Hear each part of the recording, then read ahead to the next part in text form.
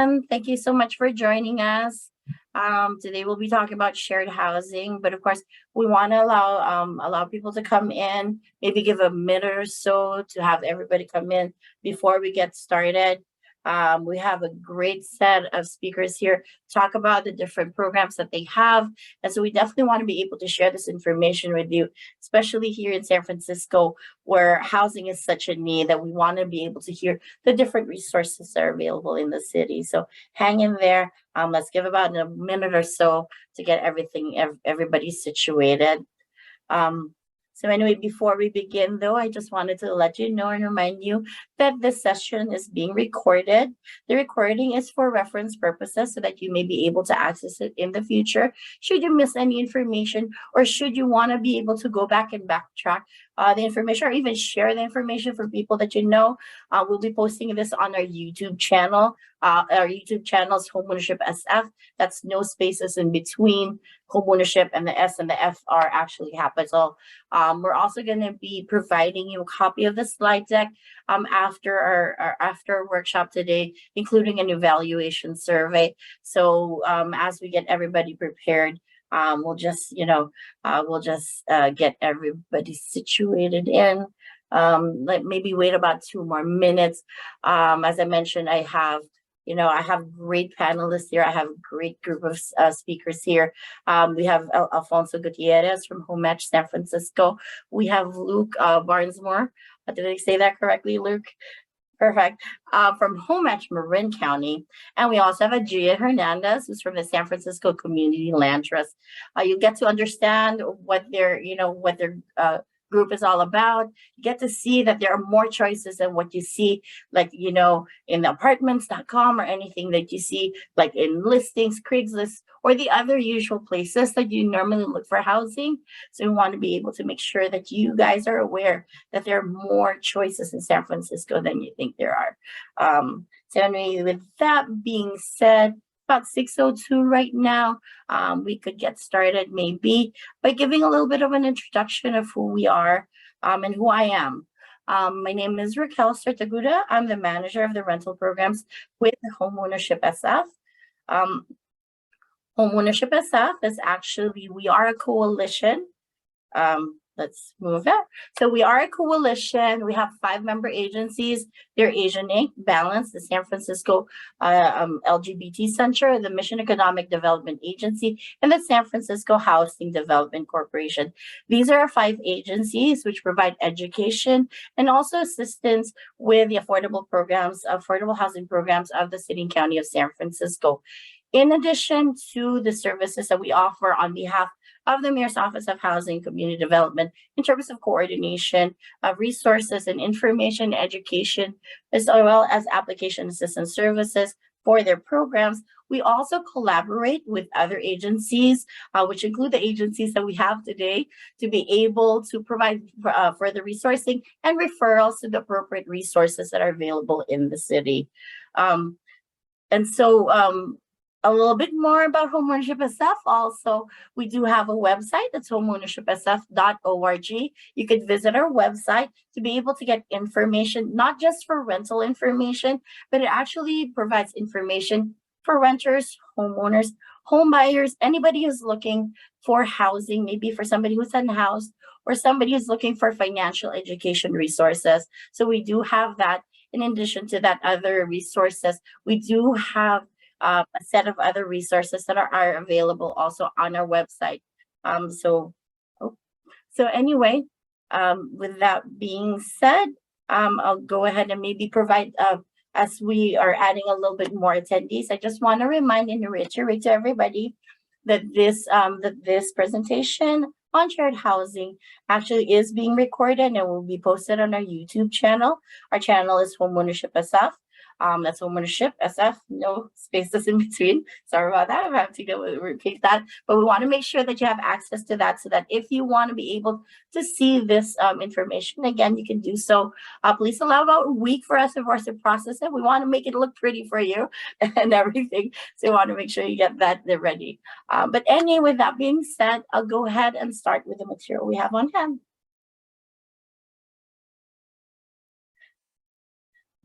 And so The first thing we have to understand is basically what is shared housing?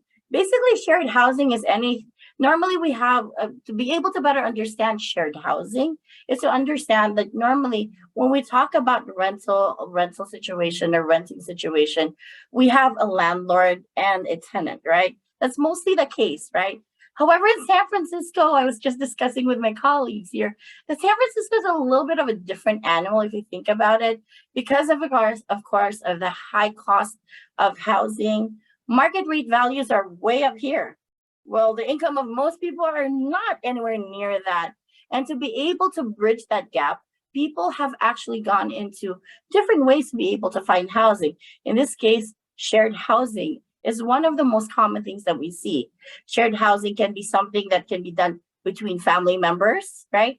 It could be done with the landlord itself creating that space or that situation, or it can be also later on we'll get to hear basically the community land trust and also the home match to provide you also another model of shared housing. So we'll talk a little bit more about that. So as I mentioned, the best way to understand how shared housing works is to be able to understand first what is tenancy, right? Who is a tenant?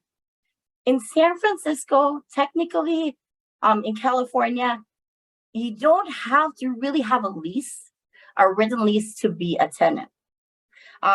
In fact, in San Francisco, if you stayed in a unit for if you stayed in a place for about 30 days and you are actually paying rent to that, you are considered a tenant. Now, in a situation you're living in an SRO, which is single room occupancy hotel, and also it's a little bit different, but you still can be a tenant after 30 days of staying in that place. You could be a tenant by state law. And then if you go by rent ordinance, it's 32 days. So as you can see, you really don't have to have a written lease to become a tenant. So a tenant is basically somebody who rents the property, right?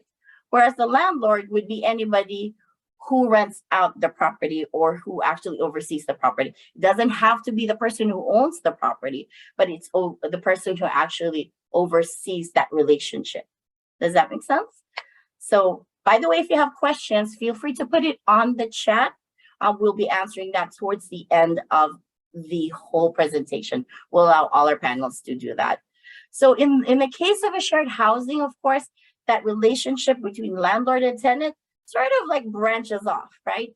So when it branches off, now you'll have what you call subtenants. What are subtenants? Subtenants are actually people who don't have direct relationships with the landlord. That's a subtenant. And who's the master tenant?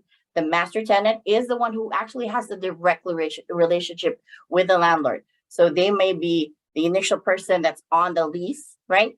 So that's what most people would think what a master tenant would be. So that's that relationship. Now, that being said, of course, in a situation of a sublease, in a sublease situation where there's a master tenant and a subtenant, whether it's a formal subtenant situation, or as I've described, if somebody has lived in the property in 30 days and they've lived there, please know that you do have rights. You are covered by rights. But of course, I'm not a legal advisor. I would not be the right resource for that. So always, if you feel that your rights are being violated, or if you have questions, it's always best to refer to the right resources or channels when it comes to that. So far, so good? Okay, great. So as I mentioned, since it is important to make sure that your rights are being protected, it's always good to always familiarize yourself with this landlord-tenant relationships in San Francisco. You can actually get information from the San Francisco Rent Board on that if you like. You could also visit websites of different agencies that do have that information. So there are various information in the city. There are various resources in the city. However, if you feel that your rights are being violated, like for example, if you were a subtenant, and let's just say you are in a situation wherein you are the master tenant and you have added another person as a subtenant, this is just an example. They're not supposed to increase the rate of the payment. Here in San Francisco, they're not allowed to increase the payment just because you add an extra person. There's, of course, a process for you to add a person according to the rent ordinance, but simply adding a person does not warrant an increase in rent. So that's just an example there. So there are other examples there, but as I said, also like a person who's subleasing cannot just be arbitrarily evicted by a master tenant. I mean, not a master tenant, but rather the landlord. There is always, they are still protected by what they call a just cause. But as I said, I'm not a legal advisor. I'm not the right person to ask about that. But I just wanted to let you know that if you are in a situation that feels like, hey, I don't know if I have rights to this, it's always best to check in with legal aid organizations. Some examples are actually on the page right now. We have the Housing and Economic Rights Advocates, which is HERA. They're actually an organization, they're a nonprofit organization that's actually statewide. They're able to help statewide.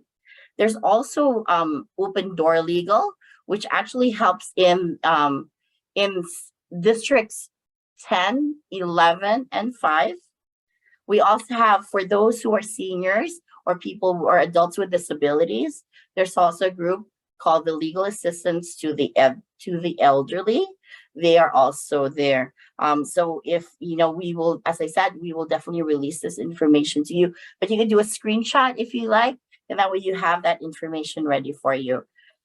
In addition to this one, of course, in addition to nonprofit organizations that are able to assist, especially when it comes to housing situations, we actually had a workshop yesterday with the legal assistance to the elderly, and they mentioned about 61% of the people they assist are actually coming in due to housing related situations.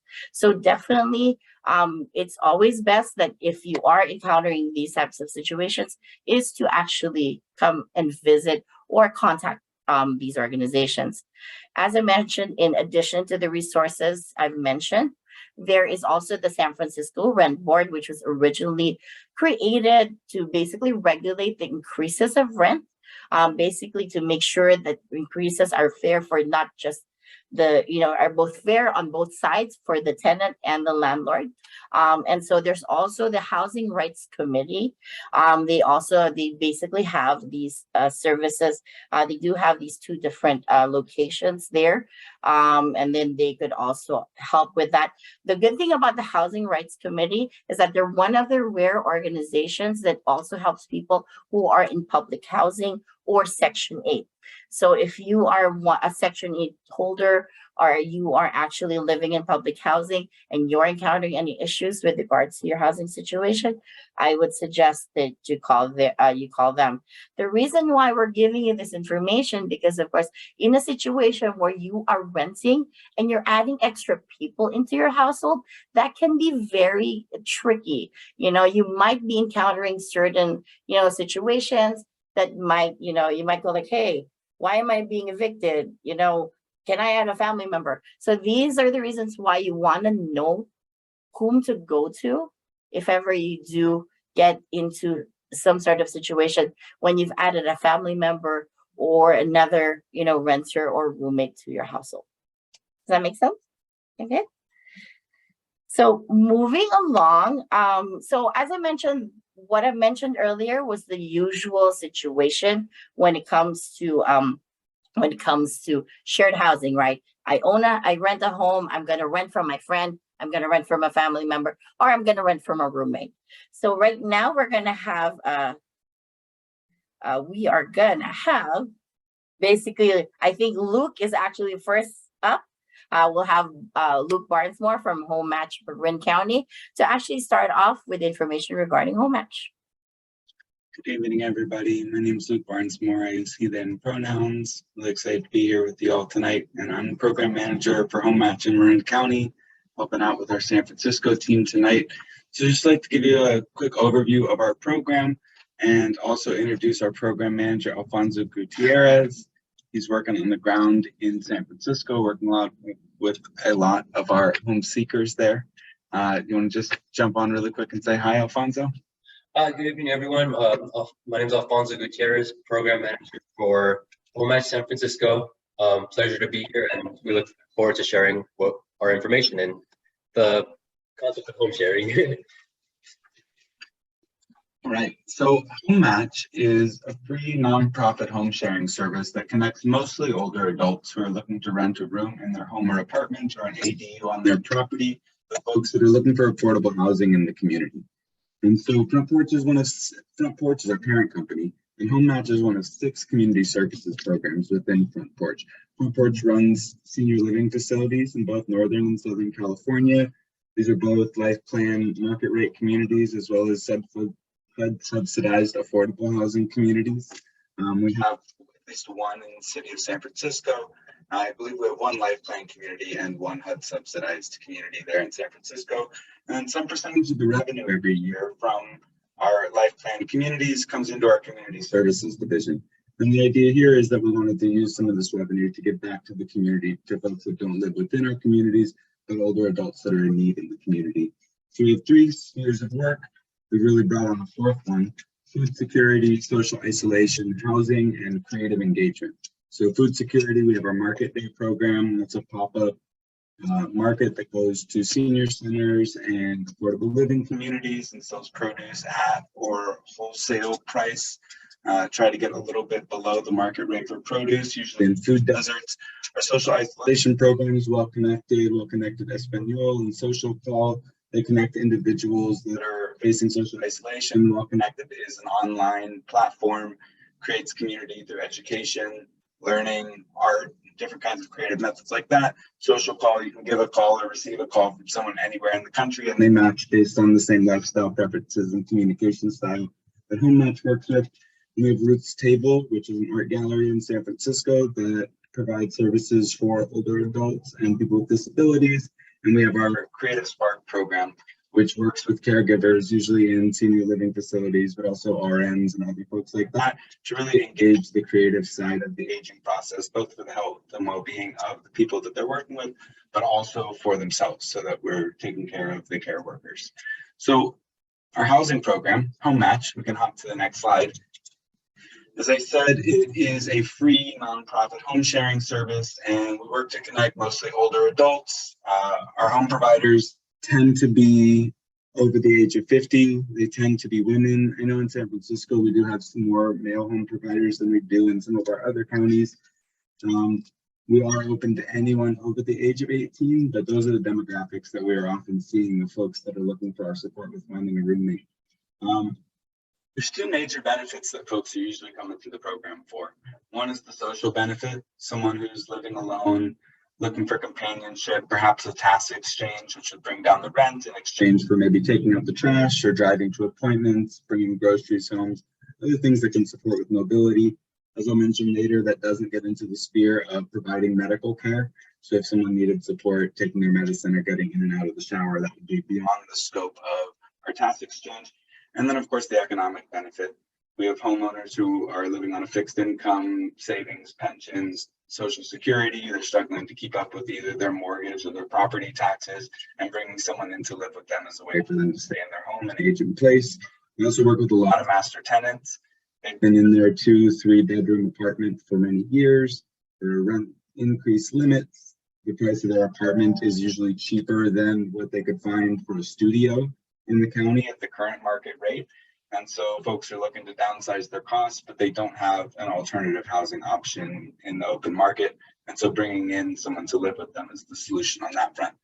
In terms of our home seekers, again, anyone over 18, here we have a much broader range of folks. We have older adults living on a fixed income, Social Security. We have folks working in the city or in Marin, Alameda, Contra Costa, the counties that we operate in, and they're looking to live a little bit closer to work. We often have folks that are commuting an hour or 2 hours to get to work, and having something a little closer to work is going to improve their situation. There's students who are wanting to live closer to school. So, anyone that's looking for affordable housing might be somebody that could come to Home Match and have a really good experience with us.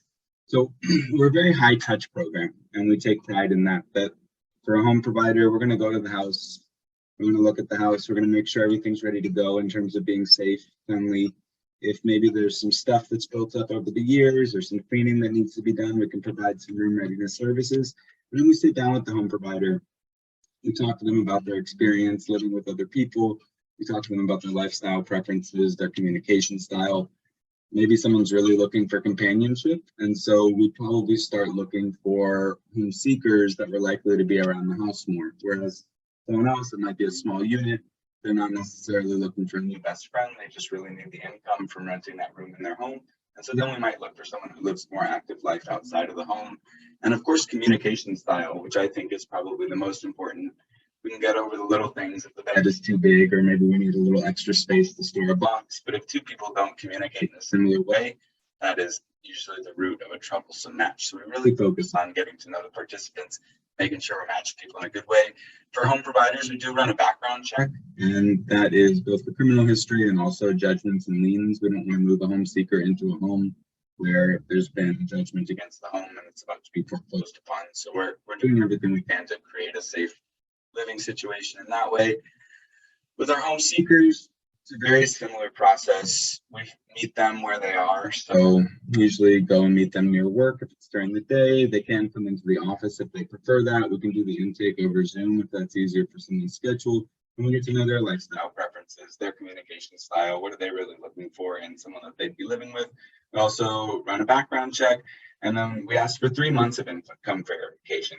And unlike many property management companies that want you to make 3 times what the rent is, we're really hoping that folks aren't going to spend more than 50% of their income on rent, though we can go a little bit higher than that. We have some older adults where a lot of their costs are covered. And so we would just put together a budget worksheet, make sure that we know where the money's going to come from, and make sure that there's not going to be an inability to pay for medical bills or for food. And then we'd be able to go up to 75% on that front. So we can hop to the next slide.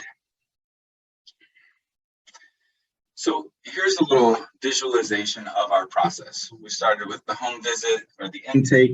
If we identify 2 participants that we think would be a good match, the background check is cleared, we're good to go with all of the income verification, we check all the documents, then we would provide the phone number of the home seeker to the home provider. Home provider is going to have a chance to give the home seeker a call.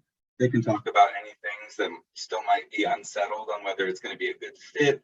Maybe someone wants to know if there's flexibility about having a dog come with them, or maybe someone wants to know if there's going to be flexibility about storage, or yes, it's furnished, but can I bring my bed and maybe we can tuck the other bed somewhere, all those little things. If that phone call goes well, then we encourage folks to meet in person, hopefully not only to see the room, but to maybe share a meal together, do something where you're going to spend a couple hours together, make sure that you really enjoy each other's company, that it's going to be a good fit at that social level. If 2 parties decide that they want to move forward and move in together, we then schedule a living together agreement appointment. And for our living together agreement, there's 2 major parts. The first part of the living together agreement is agreements around shared use of the space. So this is there parking? Where is there parking? Is there storage? How much storage? What's the temperature usually kept at in the house? How are we going to share use of the kitchen? All of the little things. Is anyone sensitive to fragrances? That ends up being a big one.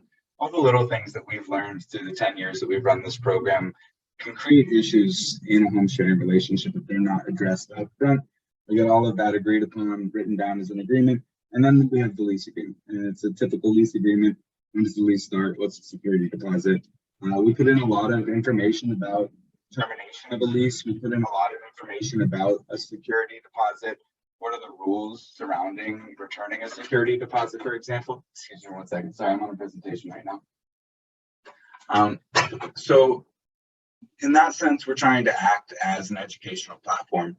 In one sense, we have the same line that we are not legal experts. So if there is a legal question, all of the services that were shown in the earlier slides would be the place to go to ask that. But we know that we're working with a lot of folks who have not been landlords before. And so we've worked with legal professionals to make sure that the agreement is going to let everyone know what their responsibilities are. And then, of course, once 2 folks are moved in, they're living together, we don't just leave, we stay. We provide ongoing support. If something comes up in the relationship, we can provide mediation services. If it's maybe a more serious situation and our staff is ready to handle, if someone's having serious psychiatric issues, if there's a major legal issue, we then call in 3rd-party mediation services. And on the back end, if the match does need to end, Sometimes a home provider, their medical condition deteriorates and they need a live-in caregiver to move in. That's a situation that we sometimes see in the program, given the folks that we're working with. We do everything that we can to help the home seeker onto their next housing. That could be paying for storage while they stay with someone. That could be perhaps paying for an apartment or a hotel for a little while someone's in between. We're going to do everything that we can to help them move and find that next step so that we're not leaving somebody in a situation where their housing is unsecure. And we can hop to the next slide, which is just very quick. This is our profile of successful participants. So as you'll see with both of them, communication skills is definitely the most important factor. If someone can't communicate in a healthy way, if they're aggressive, if they're verbally abusive, a home provider or a home seeker is not going to choose to live with that person.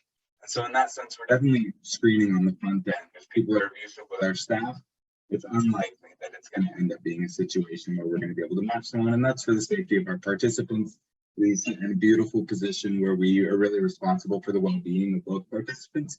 So we're not representing just the landlord, we're not representing just the home seeker, we're representing both parties. And so we do everything we can to make sure that both parties stay whole. Again, as I mentioned, for home providers, if they need a task exchange, that's wonderful. It works really well with our program. If someone is in need of medical care and they don't have proper medical care in place and they're trying to bring someone in to live in their home to fill that role of a medical caregiver, that's going to go beyond the sphere of what we do. We wouldn't be ethical in placing someone there who doesn't have the proper training to provide that medical care. That can lead to really bad outcomes. And then for home providers, a little bit of openness to change is really important. It's different when you're living with someone, especially if they're not family, and that tends to be an important characteristic. For home seekers, Alfonso can speak a little bit more to the cost of rooms in San Francisco, but I know across our counties, the cheaper rooms tend to be $900 or $1,000 and go up from there based on if there's a private entrance, private bathroom, all of the different kinds of amenities. So often if someone's making less than $900, it's going to be pretty tricky for us to find something because we don't have funding to subsidize rent. We'll probably go into another program that can subsidize rent. And then home seekers, a lot of our home providers are older adults. They're looking for someone who can be a supportive influence in their life. And so the most successful home seekers tend to be people who are in a place in their life where they're able to be that supportive influence in the life of the older adults.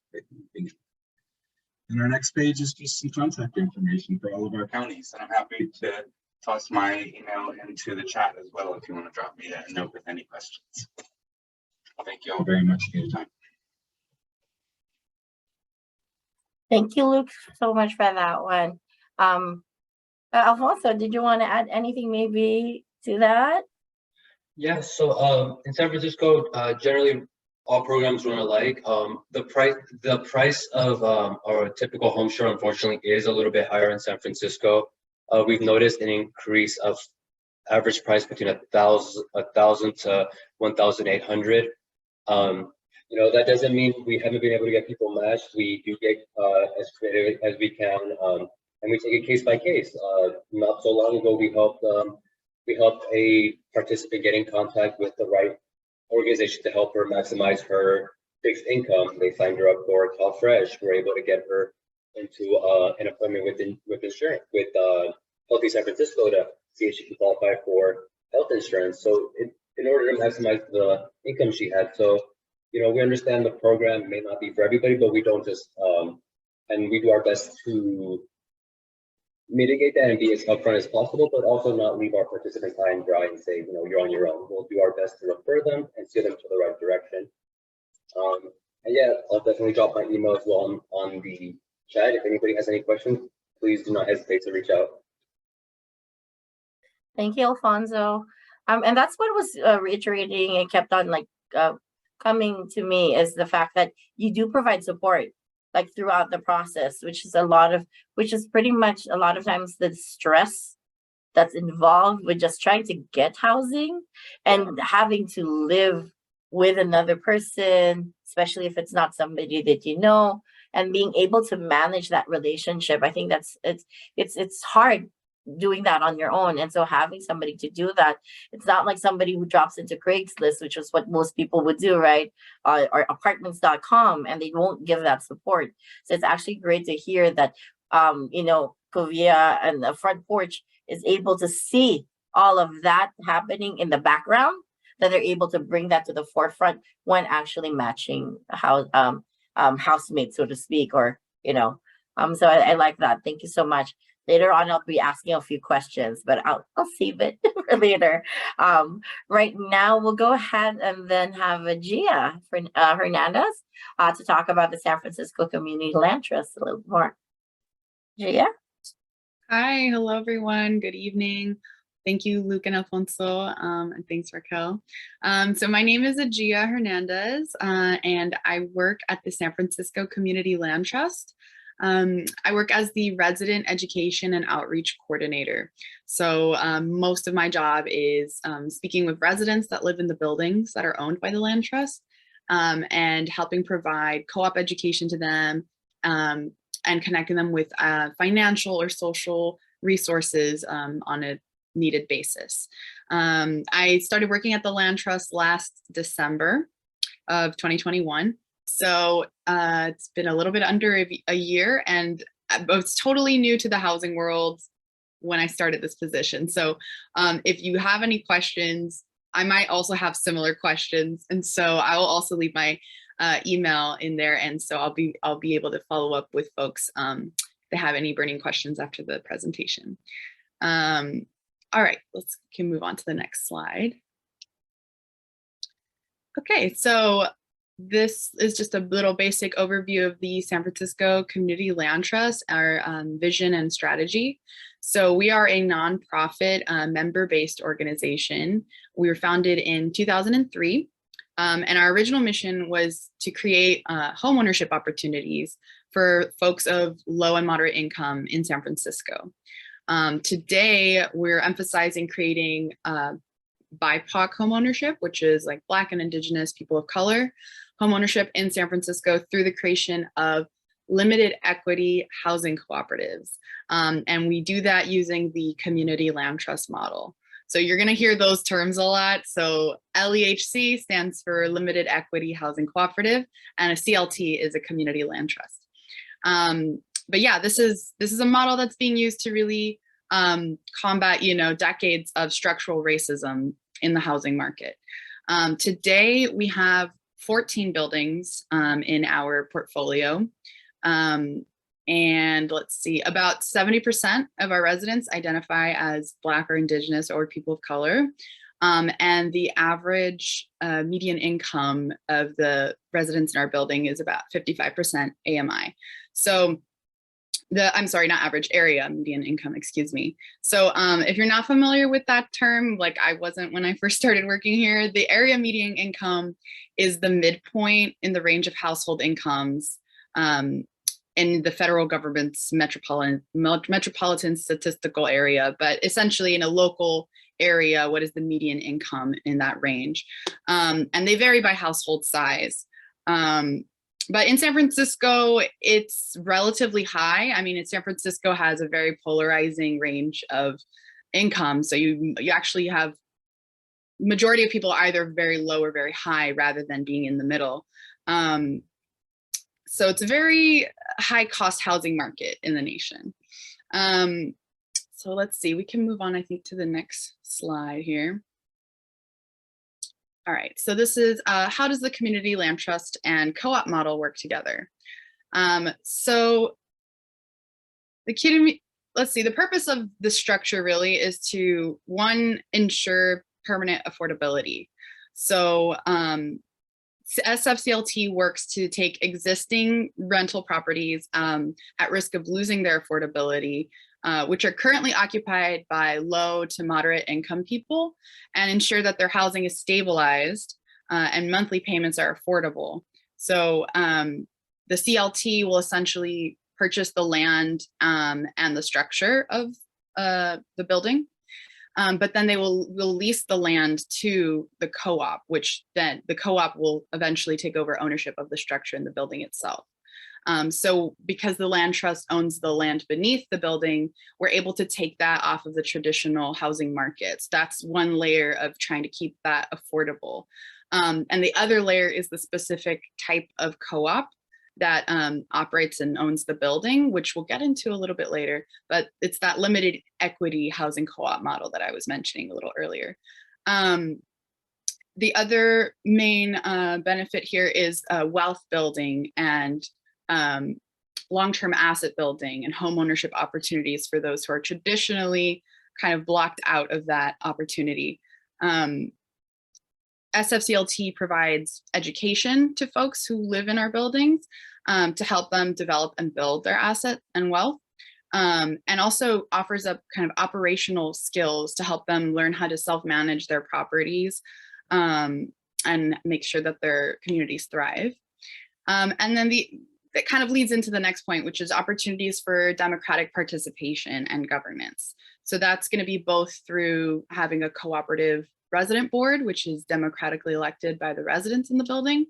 And so that's where, you know, a resident can start to participate in making decisions on how the building is run, how to do the maintenance of the building, you know. And then there's also, our CLT has a tripart board. So our organization itself is run by a democratically elected board of directors. A third of the board is actually residents. So any resident in any of the buildings in our portfolio can run to be a part of the board and can be elected to the board. And then we also have general members. So anyone who wants to become a member, like I said earlier, we are a member-based organization. So you can actually pay an annual fee and you are a general member now, and you can attend our annual general member meetings, and you can also run to be on the board. And then we also have public members. So those are folks in the community who have a certain kind of expertise, whether that be in finance or in architecture or some other housing related expertise. Those folks can also become parts of the board. So it's a kind of 3-part board that encourages a lot of participation, both from the community, but also from the residents in the buildings.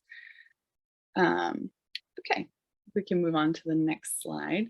So this is a little bit of a visual on how SFCLT resident operated nonprofit co-op works. It's a lot of words there. So if you look at the visual here at the top, you have the SFCLT.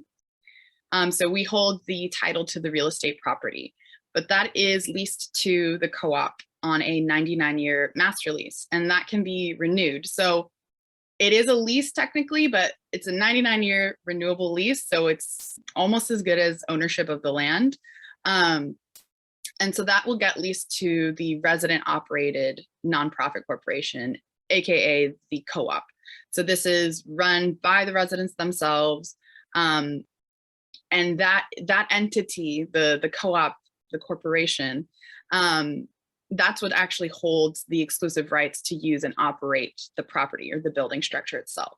So each resident in the building owns an equal share of the co-op, and they have occupancy agreements. So instead of owning a particular unit, you actually just own an equal share of the co-op, and you have an occupancy agreement that entitles you to occupy a particular unit in that building.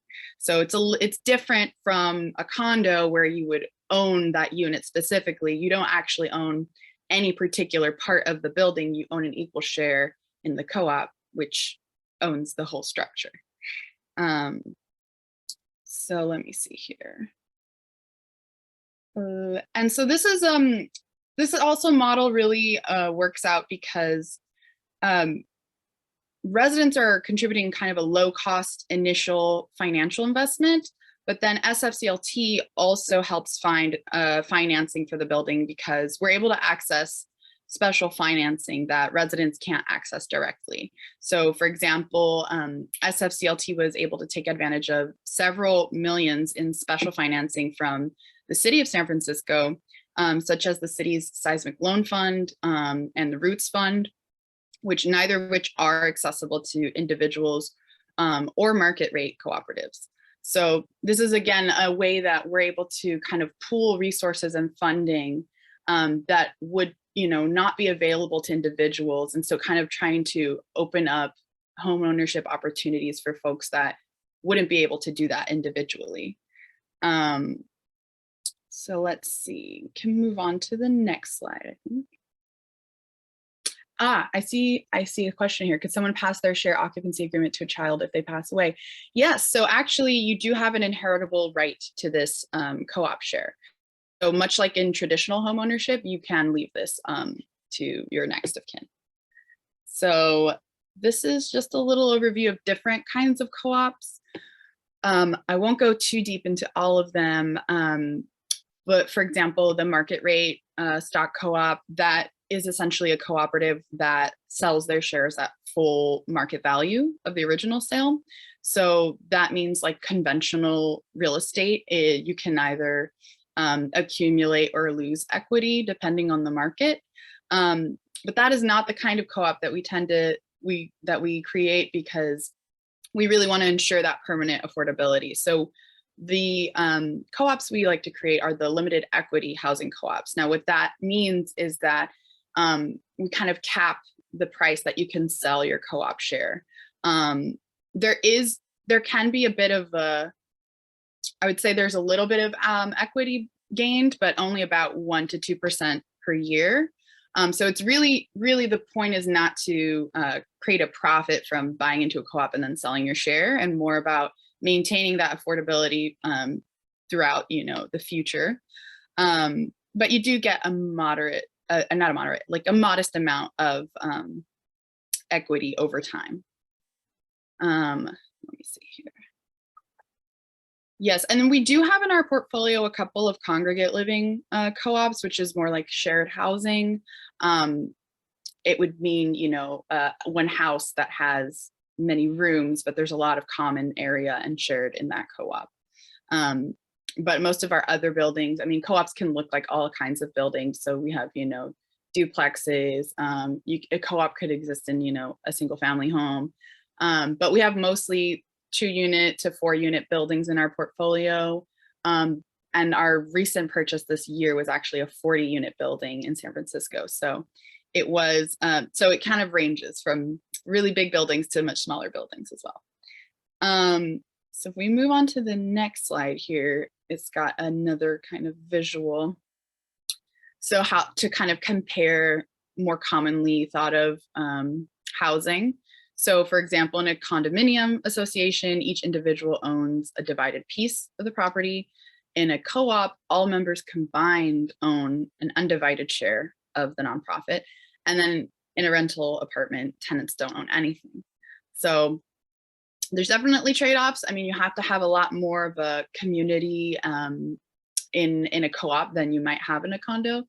But it is a lot more of a communal power and governance and self-management and control.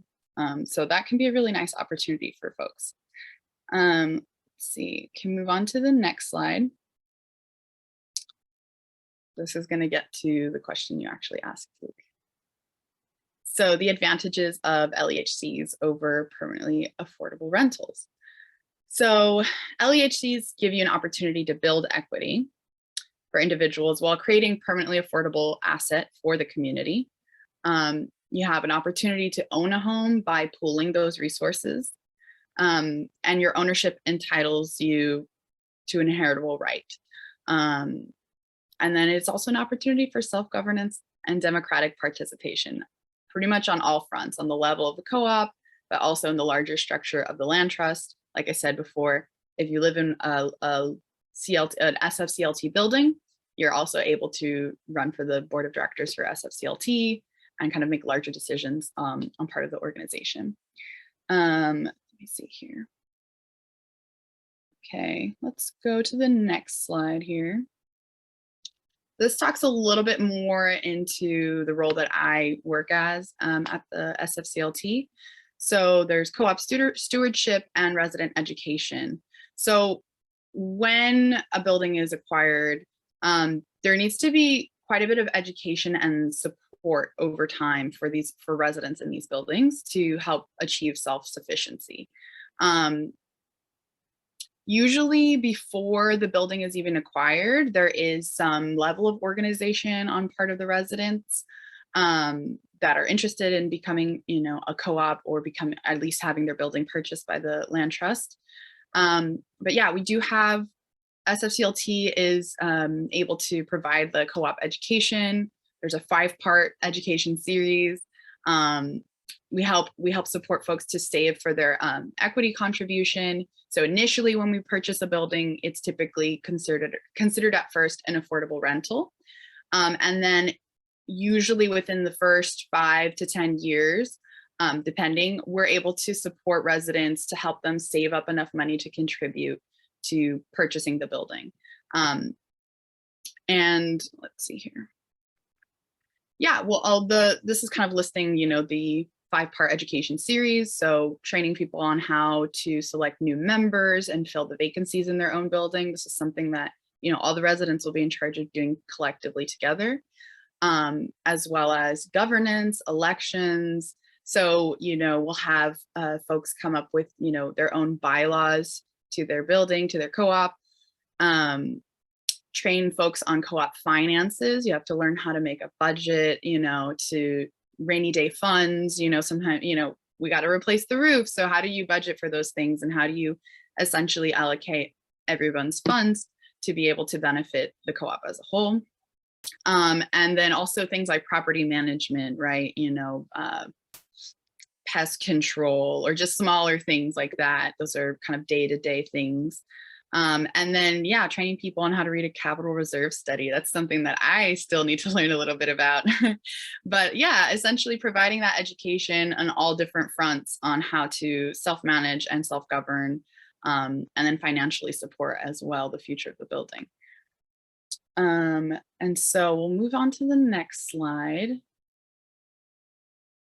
So we have here, this is the success story of Columbus United Cooperative. So this is actually one of the first buildings, I believe, that was in our portfolio. So early on, there was a lot of tenant organizing against displacement happening at this location.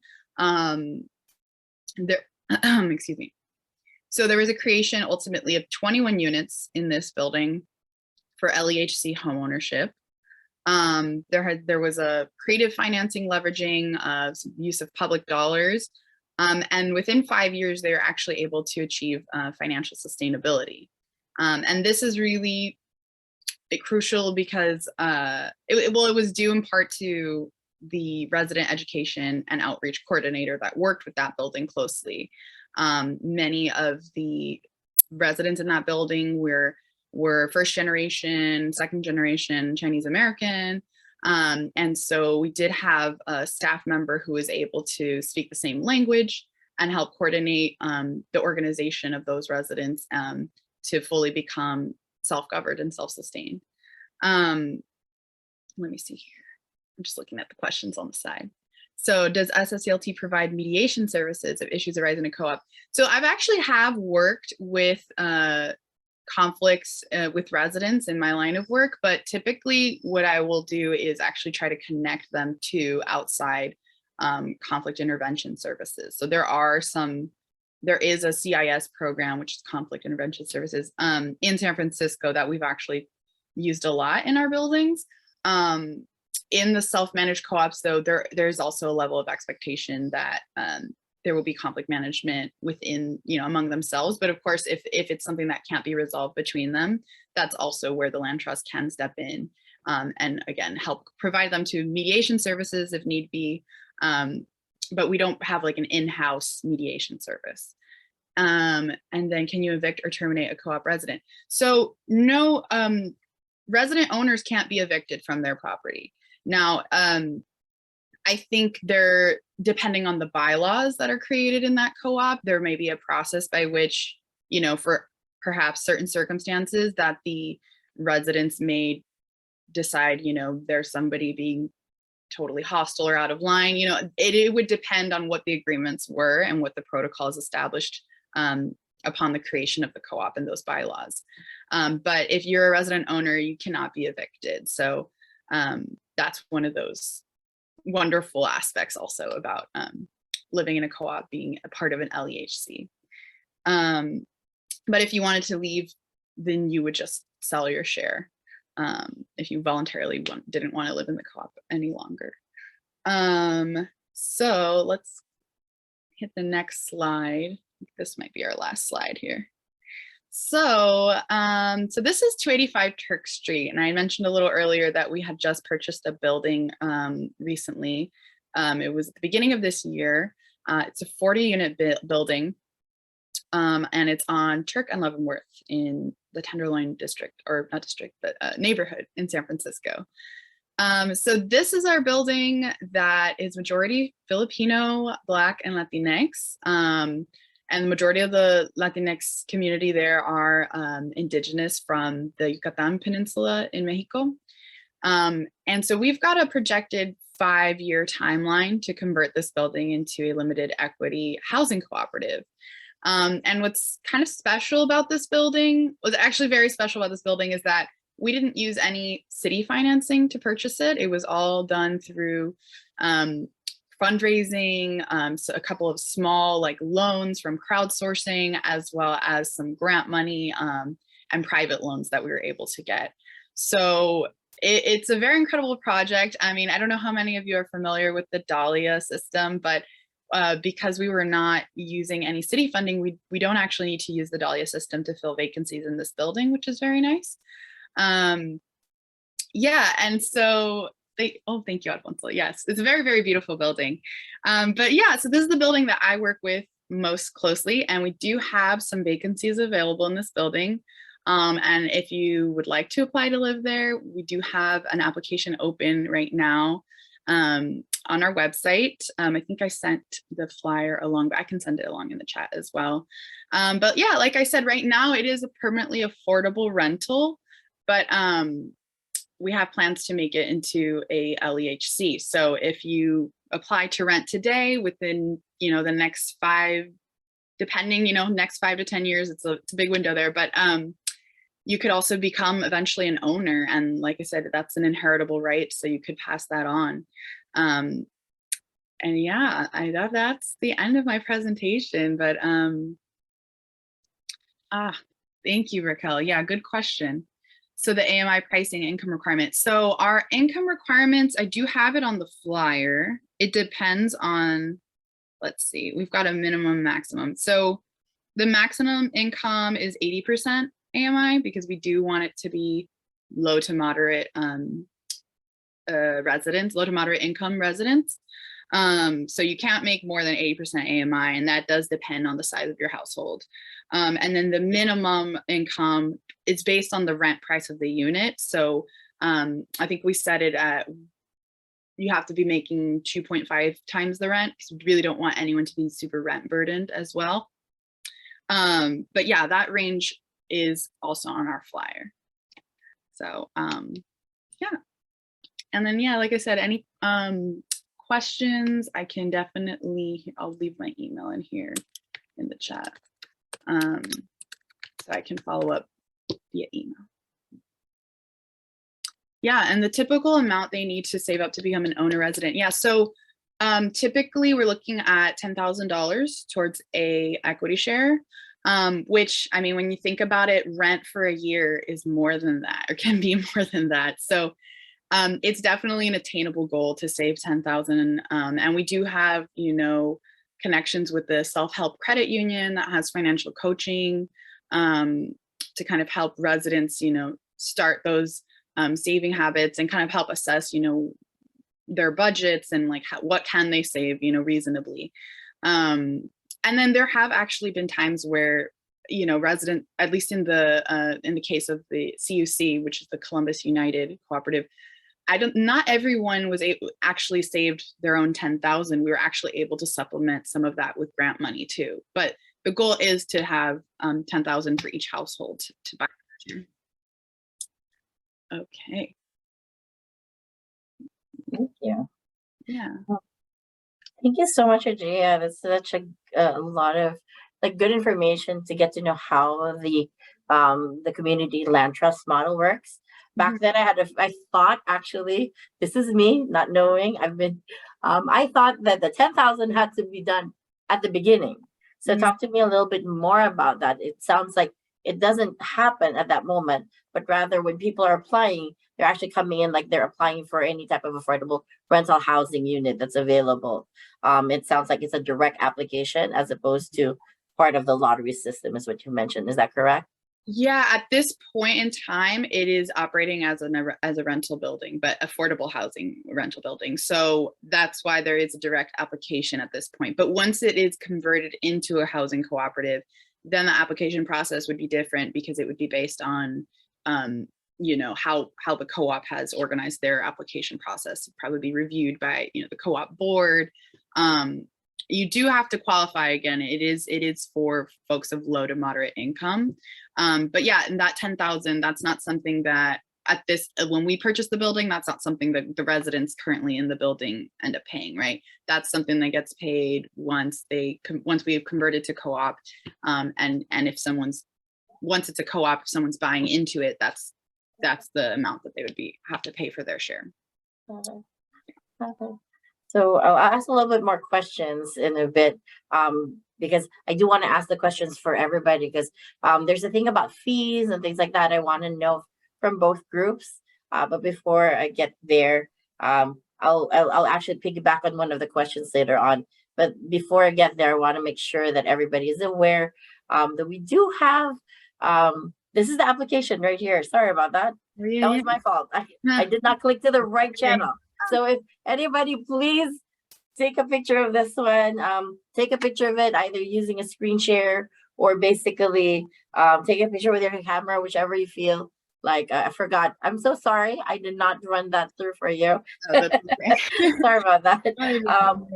So with that, of course, one of the things, this is such a wealth of information. Actually, we do have, unfortunately, we won't have the CLT this year at our event. We would have loved to have you there, but don't worry, we'll share the information you have.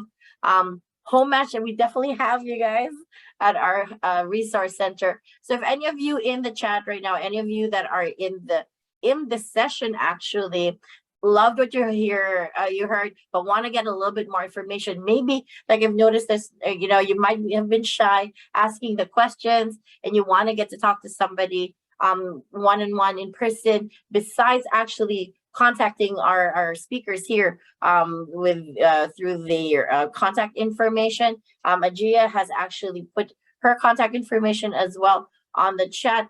The other way is to also go to our resource fair and help center. This is the Saturday, October 1 at Leola M. Havard. This is going to be in the Bayview area. This is going to be at 1520 Oakdale Avenue. Very accessible. It's actually, you could get on the train and could stop at the very corner where the event is and then walk just a block off and you're there. But if you haven't registered yet, I encourage you to register, come in. We'll get a lot of information like this. And in fact, you get to ask questions like we're going to ask right now. So I hope you don't mind. Maybe spend a little bit more time here. Just, you know, a couple minutes. Is that okay with you guys, Luke and Najia and Alfonso? So maybe just to piggyback on a little bit here, I did see that Ajia had also posted their flyer. If you could kind of capture that, the flyer is on the chat. So one of the things that Vicky had mentioned is that she's of course, it's a very interesting model. Are there dues basically to cover trash, sewer, and other expenses? And does this kick in at the beginning part, or does this only kick after the 5-year or 10-year plan when they've already purchased their share, so to speak? Yeah, so how I understand it is that there are carrying costs, like monthly, which seems like similar to paying your rent monthly, but it wouldn't be like a market rate rent price. And that is money that's going directly into, you know, your operating budget, your funds that you're using, that you collectively, democratically control to go towards the building. Whereas, you know, you give your rent money to a landlord and they can do what they want with it. You know, you don't have any say in how that money is going back into your house where you live. So yeah, it would be some like a monthly cost, like you're saying, to go to utilities or other kinds of maintenance. And that would be, yeah, that's a recurring thing, not just that after you've purchased your share with the 10,000. Yeah. Now, this is for everybody, because as you mentioned, both of you actually had mentioned that you're providing care even after getting the people coming in. right? Providing care, providing support. Does it cost them money to get that support? Or is that all part of the package? That's for both home match and also for SFCLT. We are a cost-free program. Our funding, part of it comes from our parent company, Front Porch. They take some percentage of their revenue every year and put it back into the community through the community service programs. We have funding from the mayor's office in San Francisco, City of Mill Valley, City of Fremont. We have a Cal Homes grant in the East Bay. There's some funding from Wells Fargo. So Marin Community Foundation is another. So we have some funding from our parent company. Some comes from the public sector, some from private donors, and it is cost-free for our participants. Thank you, Luke. Yeah, I would say similarly, it's cost-free because, you know, we get funding from a lot of different sources. We do get funding from the Mayor's Office of Housing in San Francisco. I'm not directly involved all the time with getting that funding, so I couldn't give you the specifics of everything. But yeah, in terms of connecting folks with social services or financial services, I mean, that's something we just do as part of the land trust. It's one of the benefits of living in a building owned by the land trust. So yeah, we take advantage of a lot of city programs as well to just connect residents with those kinds of things, those resources. Thank you so much. When you hear both models, basically, of course, you always think about like fees also for application. That's another thing. So a lot of times it's the fee, the screening and everything else. There's the fees, credit checks and things like that. Can you, maybe I didn't capture it that well, so I hope you could like humor me a little bit and provide a little bit of context to that.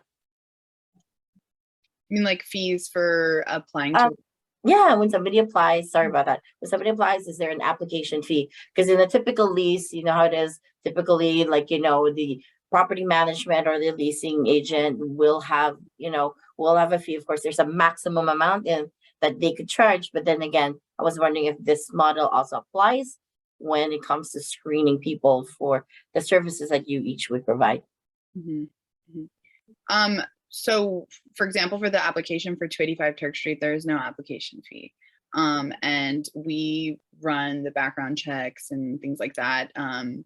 I think we ask for like a credit report, but I believe there's free ways to get those as well. So we don't have any application fees for that. Now, for our other buildings where we've used city funding, those vacancies are filled with the Dahlia system. So I'm not super familiar with that. That's one of my other colleagues works more closely with that. But so I'm not really sure. I couldn't speak to any fees involved with that system, to be honest. Okay. I can say that we ask for 3 months of income verification precisely so that we don't have to run a hard credit check on someone, which would impact their credit score. So we designed our program to make sure that it's not impacting people's credit score. So based on that, piggybacking on that one, so Luke, it sounds like there's no credit checks. Really, it's more about the ability to pay. Is that correct? Yeah, so we ask for 3 months of income verification or verification of savings. 3 months of income verification can be pay stubs. It can be money hitting the bank account if it's coming from a source where that makes sense. It can be a social security letter. For savings, 6 months of rent can't be more than 75% of the savings. So if the savings is $1,000, 6 months of rent can't be $750. Can't be more than $750. That's obviously a random number that wouldn't work in the program. I wish that would 6 months of rent could be $1,000, but those are our two methods. Sounds good. And Gia, how about you? Is there a credit check for? So we do actually also ask for, we do income verification with applicants. So we would ask for, the last 6 weeks of, pay stubs covering the last 6 weeks, bank statements. We check, we have to do a whole check on just to verify income and projected income. It would be requesting last year's tax return, that kind of a screening process for seeing if you qualify, because you do have to income qualify, right? You can't make more than a certain amount. You can't make under a certain amount in order to live in our buildings, or specifically at 285 Turk Street. And then, I know that we've asked for a credit report and have provided places to get that for free. But yeah, I mean, I guess I couldn't speak to how that might impact That's someone. good. Or, yeah. Okay. Quick question then, for all of you also. Because of course there's gonna be different properties, different home providers. Does the guidelines change in terms of what documentation is being presented, or is it consistent across the board? In other words, is the screening process the same for each and every person, or in each and every provider, in each every, like, you know, in the case of the CLT, each and every building? Mm-hmm.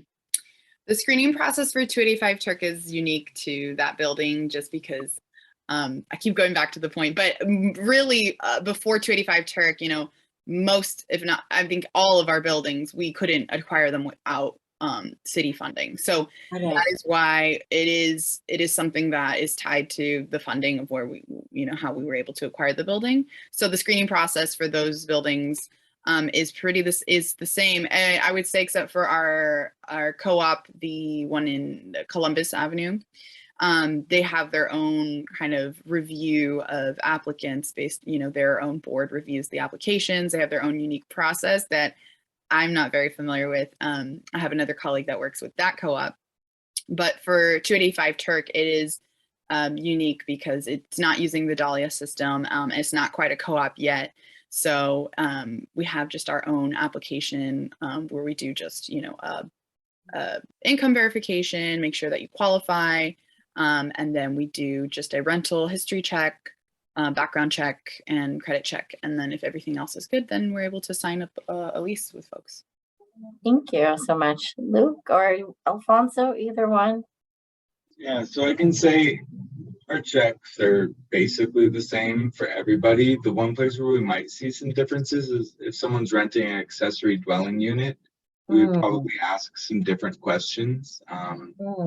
One, if it's a totally separate unit, there are differences in a shared housing situation versus a more traditional landlord-tenant situation. And so in shared housing, an older adult woman would be able to say, I only want to live with someone who's female identifying. If you're renting something that is a separate unit, you would not be able to state your preference to live with someone who's female identifying. So there are some nuances when the accessory dwelling units come in. We also probably don't ask someone what the temperature is going to be kept at or fragrances. So we have a shortened application on both sides. We have one application for home seekers because maybe they want a room, maybe they want an accessory dwelling unit. But if a home provider comes to us with an accessory dwelling unit, we do have a separate shortened application. Gets it through easier without the questions that you don't need if you're not sharing a kitchen. That's awesome. See, I'm learning a lot here. I do see, Alfonso, you've also dropped the flyer on the chat for home match.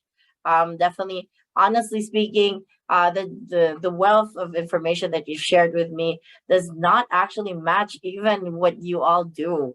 We tried to condense everything into an hour. So I wanted to just maybe throw out just one last check if the group has any questions.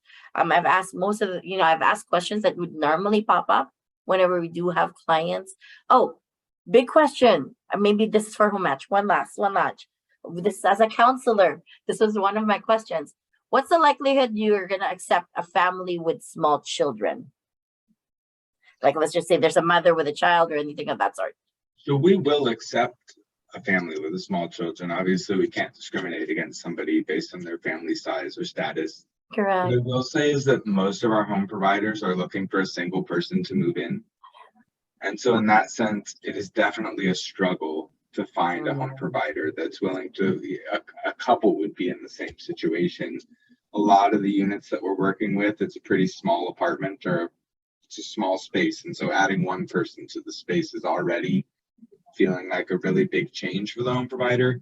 That being said, we sometimes have units that have a degree of separation where the home provider is open to more than one person, and that would be a space where we'd introduce folks that had a family or that were a couple or weren't necessarily likely to be the good fit for somebody who really just wants one person living with them. Thanks, Luke. Alfonso, were you anything you would like to add?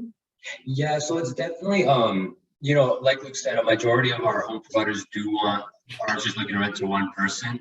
But that being said, there has been cases where, like when we go to a home visit, program director will talk to the home provider and they'll say, is that something that you're open to? Is that, even if the application says, no, they don't want accept kids, that's something that will be brought up to the conversation. Is that something that you would be open to or willing to in the future?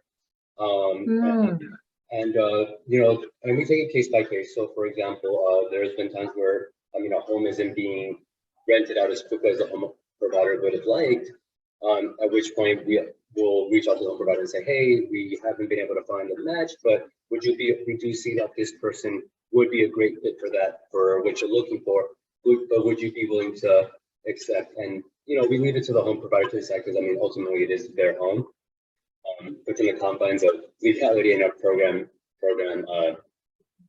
policy procedure. But yeah, it's definitely case by case. In San Francisco, when we have had mothers come in, we at least would very least try to refer them to an agency that might be able to help them sooner than we would, but we don't just close the door. We won't just say, no, you're not allowed, or there's nothing we can do for you.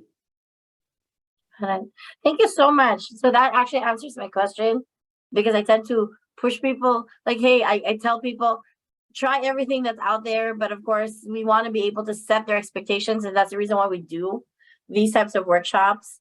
I don't know if the flyer, actually, I know Home Match does have a listing every time that comes out. Does the flyer have that information by any chance?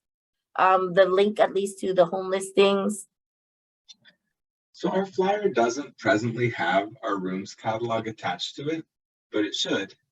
What I can do is I will hop into the chat here and I can drop a link to, well, I have the link to the Marin County Canva. Can you grab the link? Do you have it in a Google Doc or somewhere, Alfonso, where you can quickly grab the link for the Canva account?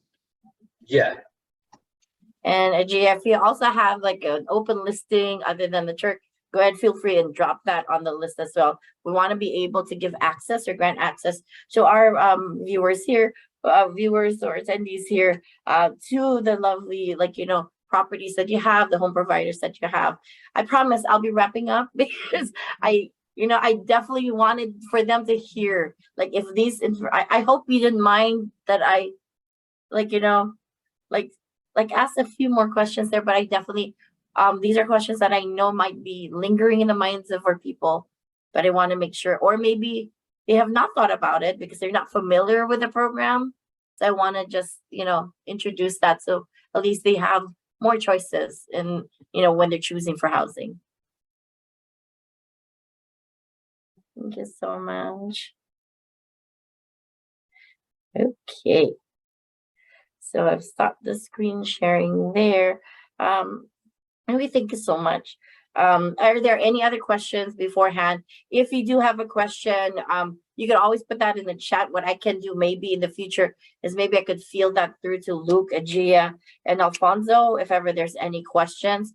You can also send us information. I put in our chat our email address here, as well as my email address, and that way you have that information.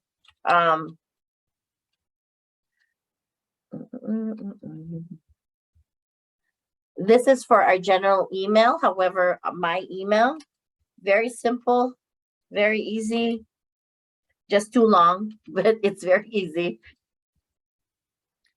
I put in the chat just a link to our apply for housing page on our website. That's where we list our vacancies. We do have, like I said, a good portion of them are filled through the Dahlia system.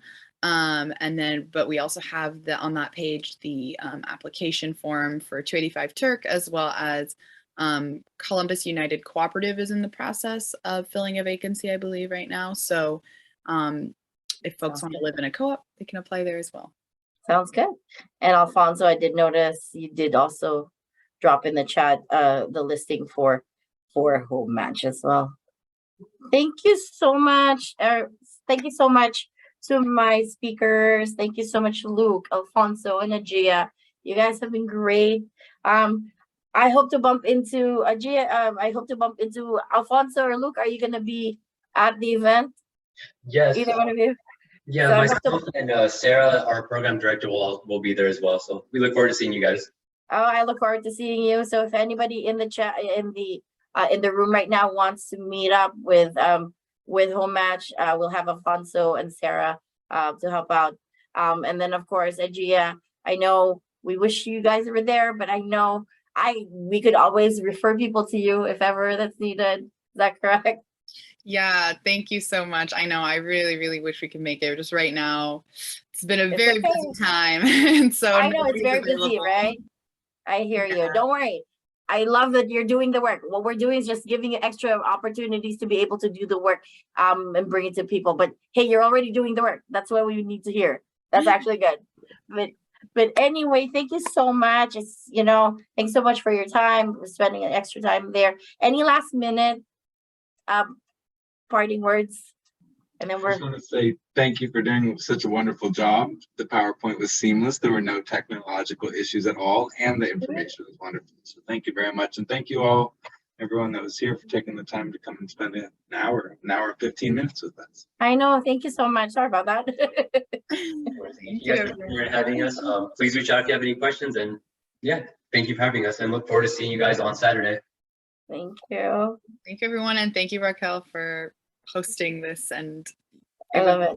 Yeah. Have a good evening, everyone. Good evening. Such a pleasure. Thank you so much, everybody. Have a great evening. Take care.